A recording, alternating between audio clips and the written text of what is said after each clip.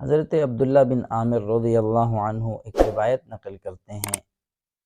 کہ ایک مرتبہ جناب نبی اکرم صلی اللہ علیہ وسلم ہمارے گھر تشریف فرما تھے۔ میری والدہ نے مجھے آواز دی کہ میرے قریب آؤ، کوئی چیز دوں گی۔ تو نبی اکرم صلی اللہ علیہ وسلم نے میری والدہ سے سوال کیا، آپ اسے کیا دینا چاہتی ہو؟ میری والدہ نے نبی اکرم صلی اللہ علیہ وسلم سے کہا کہ یا رسول اللہ صلی اللہ علیہ وسلم، میں اسے کھجور دینا چاہتی ہوں۔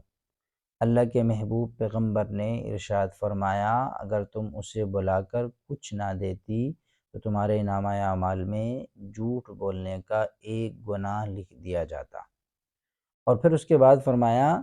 کہ اس سے کہ بچے کو آس دلا کر، امید دلا کر بلانا اور پھر کوئی چیز نہ دینا، یہ ایک تو گناہ ہے اور ساتھ ساتھ بچے کی تربیت پر ایک برا اثر بھی ہے کہ بچے کو بلا کر امید دلا کر کچھ نہ دینا۔ تو حدیث مبارکہ سے ہمیں یہ معلوم ہوتا ہے کہ جناب نبی اکرم صلی اللہ علیہ وسلم نے کس قدر محتاط طریقے سے بچے کی تربیت کا حکم دیا کہ گھر کے اندر ایک والد اپنے بچے کے سامنے جھوٹ نہ بولے، اس لیے کہ اگر وہ جھوٹ بولے گا تو بچہ اس سے تربیت لے گا۔ اسی طریقے سے والد بچے کے سامنے گالی نہ دے، اگر وہ گالی دے گا تو بچہ غلط تربیت لے گا۔ اور اسی طریقے سے اپنے گھر والوں کے ساتھ بچے کی موجودگی میں اپنے گھر والوں کے ساتھ بدتمیزی سے پیش نہ آئے، ان کے سامنے چیخے چلائے نہیں یا گالم گلوچ نہ کرے۔ یہ وہ سارے برے اثرات ہیں جو والد کو دیکھ کر بچہ اپنے زندگی میں اپناتا جائے گا اور اپنے اندر وہ چیزیں بھی لے آئے گا جو وہ دیکھ رہا ہے۔ تو لہٰذا بچوں کی تربیت کا ایک بڑا حصہ والدین کی زندگی ہوا کرتی ہے کہ بچہ اپنے ماں اور باپ کو دیکھ کر اسی طریقے سے وہ تربیت لیتا ہے،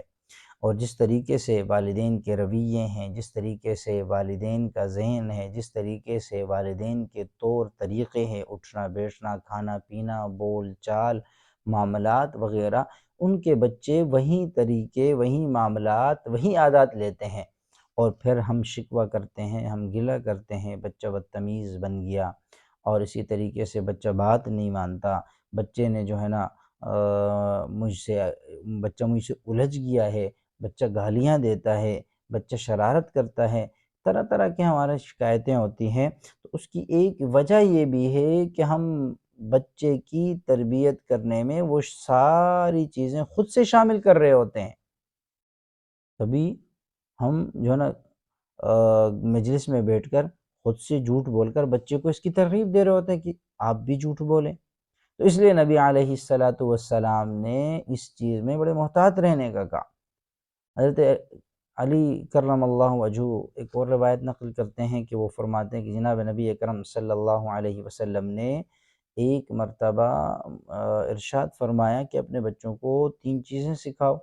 نمبر 1، اللہ کے نبی سے محبت سکھاؤ۔ وہ جب اللہ کے نبی سے محبت کرنے لگے گا تو نبی والے طریقے اپنائے گا، نبی والے ادائیں اپنائے گا، نبی علیہ السلام والے اخلاق، نبی علیہ السلام والے طور طریقے اپنائے گا۔ نمبر 2، صحابہ اور اہل بیت سے محبت سکھاؤ، اور نمبر 3، قرآن سے محبت سکھاؤ، کہ آپ کے بچے کو ہر وقت قرآن سے محبت ہو، قرآن سے لگاؤ ہو۔ جب اسے قرآن سے محبت ہوگی، قرآن سے لگاؤ ہوگا، تو وہ معاشرے کا ایک بہترین انسان بنے گا۔ اور صد افسوس کا مقام یہ ہے، آج کا مسلمان وہ بچے کے لیے ہر وقت فکر مند اس بات پہ تو رہتا ہے کہ وہ اچھے سے اچھے سکول میں چلا جائے، بہترین کالج میں چلا جائے، یونیورسٹی میں چلا جائے، اور وہ ہمیشہ اس کوشش میں لگا رہتا ہے کہ کس سکول میں اچھے طریقے سے انگلش سکھائی جاتی ہے، کہاں پر انگلش کی تعلیم بہترین ہے، اور وہ صبح سے لے کر دوپہر تک، پھر دوپہر سے لے کر شام تک، شام کے بعد بھی رات گئے تک بچے میں ساری کی ساری یہی کوشش کرتا ہے کہ انگریزی تعلیم حاصل کرے،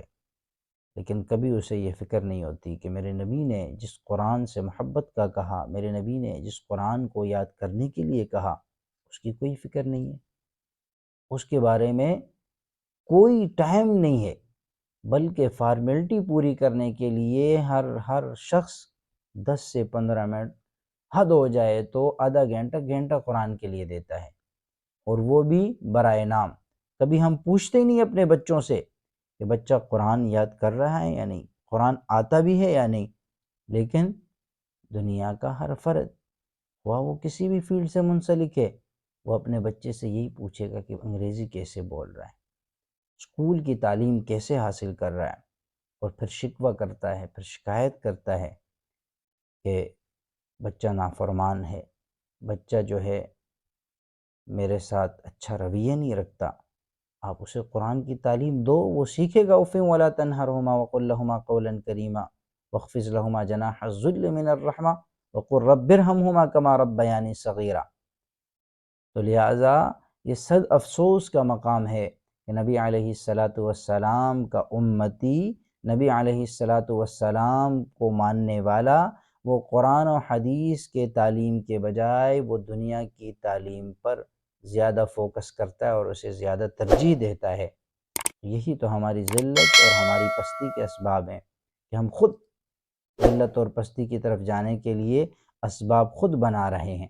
اللہ تعالیٰ سے دعا ہے کہ ہمیں بچوں کی اچھی تربیت کرنے کی توفیق نصیب فرمائے۔